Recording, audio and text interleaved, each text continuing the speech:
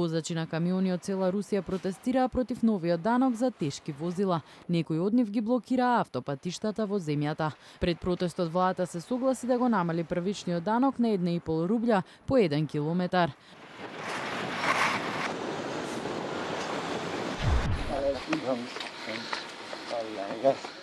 Во Узбекистан проминентен опозицијски лидер беше ослободен од затвор по 21 година од одслужување на казната. Мурат Јуарев се сретна со неговите поддржувачи и сопругата откако го напушти затворот во близина на Ташкент. Неговото ослободување доаѓа по 2 недели откако американскиот државен секретар Џон Кери ја посети земјата и имаше средба со узбекистанскиот претседател Ислам Каримов.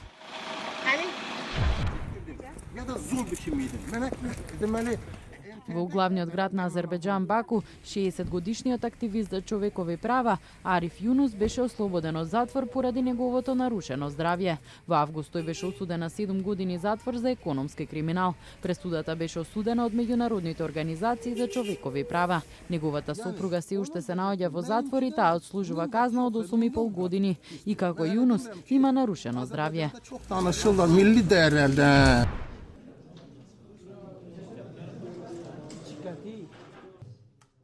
Ден по масовните протести во главниот град на Авганистан Кабул поради обезглавувањето на припадници на етничките хазари, извршниот директор на земјата Абдула Абдула изјави дека властите ќе направат се за да ги заштитат. Заедницата на хазари од кои повеќето се шиити често се цел на напади. Абдула порача и дека се посветени на борбата против исламската држава и талибанците.